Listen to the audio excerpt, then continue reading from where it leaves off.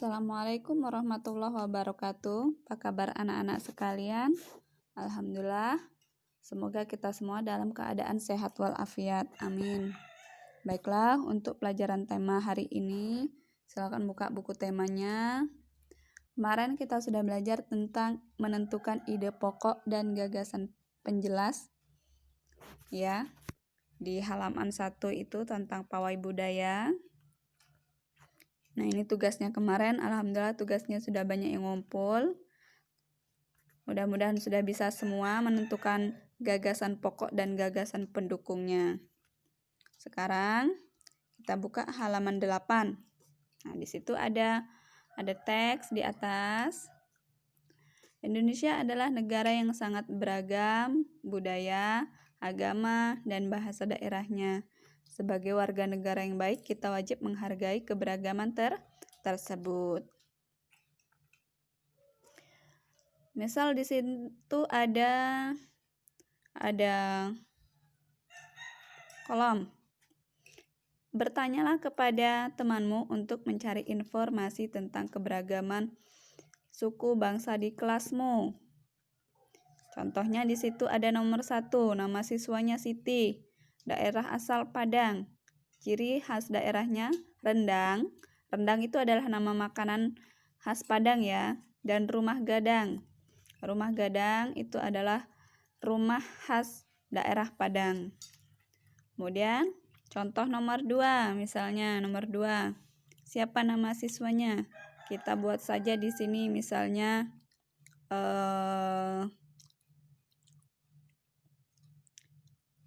Udin misalnya. Udin, daerah asalnya Udin ini mana? Kita buat daerah kita, Palembang. Palembang.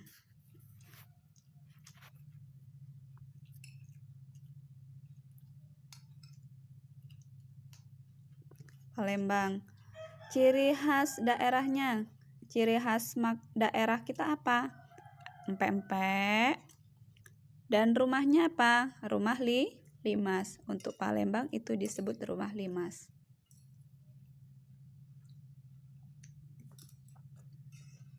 Ya. Nah, selanjutnya untuk tugas silakan diteruskan. Nomor 1, 2, 3, 4, 5, dan 6. Berarti ada 5 kolom yang harus anak-anak isi ya. Nah, untuk ini tidak perlu diisi karena kita tidak sekolah, jadi tidak bisa bertanya dengan teman sekelas. Lanjut ke halaman 8. Oh ya, maksud Umi halaman 9.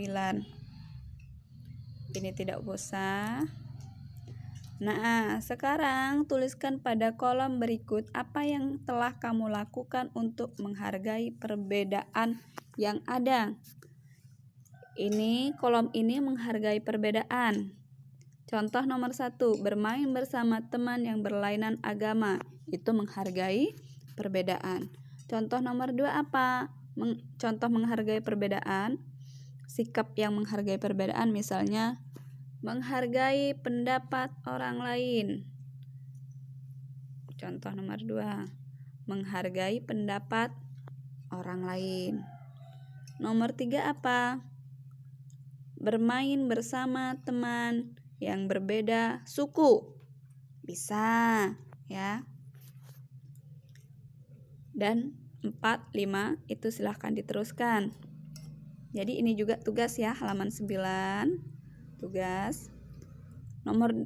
Kolom yang berikutnya adalah kolom yang tidak menghargai keberagaman. Contoh nomor 1, bermain hanya dengan teman yang satu suku bangsa. Misalnya orang Jawa, mainnya sama orang Jawa saja. Orang Komering, mainnya dengan orang Komering saja. Nah, itu berarti tidak menghargai keberagaman suku bangsa. Orang Jawa boleh bermain dengan orang Komering. Orang Komering boleh bermain dengan orang Batak ya. Itu contoh menghargai keberagaman. Silakan diteruskan. Soalan nomor 2, nomor 3, nomor 4, dan nomor 5. Berarti halaman 9 itu juga tugas.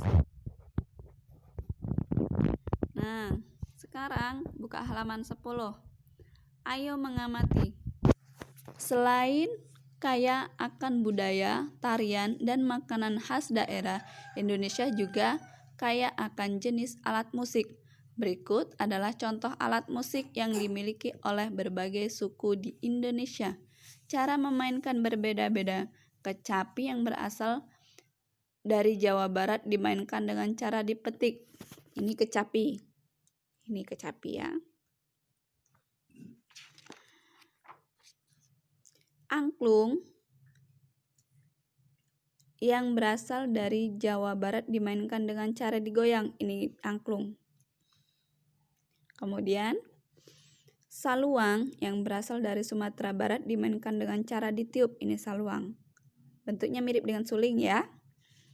Kendang yang berasal dari Jawa Barat dan tifa dari Papua dimainkan dengan cara dipukul.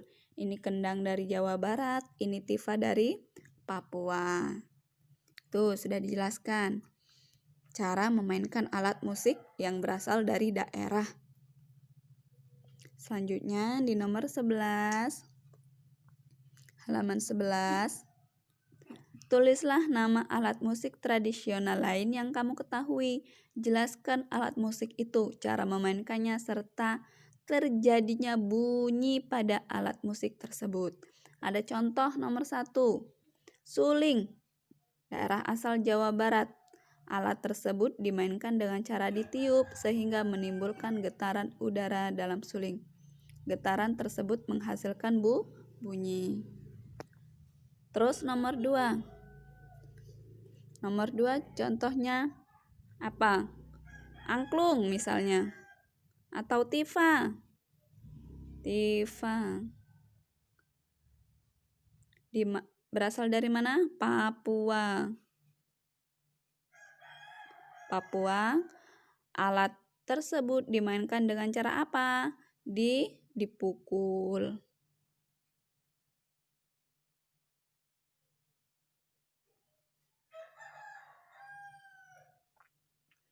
Dipukul sehingga menimbulkan getaran udara dalam tifa. Getaran tersebut menghasilkan bunyi. Terus nomor 3 silakan dilanjutkan. 4 dan 5 silakan dilanjutkan. Berarti tugas juga halaman 11 ya.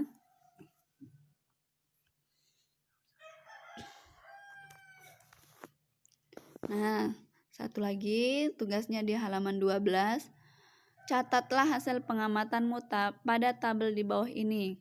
Nama benda, peluit. Cara menghasilkan. Peluit ditiup sehingga terjadi getaran udara dalam peluit. Getaran tersebut menghasilkan bunyi. Apalagi selain peluit, ada kendang misalnya. Kendang. Kemudian ada biola. Ada gitar. Ada apa lagi? Ada piano.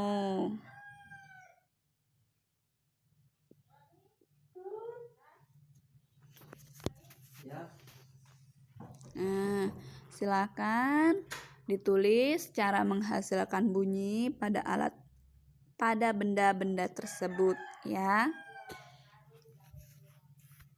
Nah, itu tadi tugasnya dari Umi. Silakan diisi. Semoga bisa difahami ya. Wassalamualaikum warahmatullahi wabarakatuh.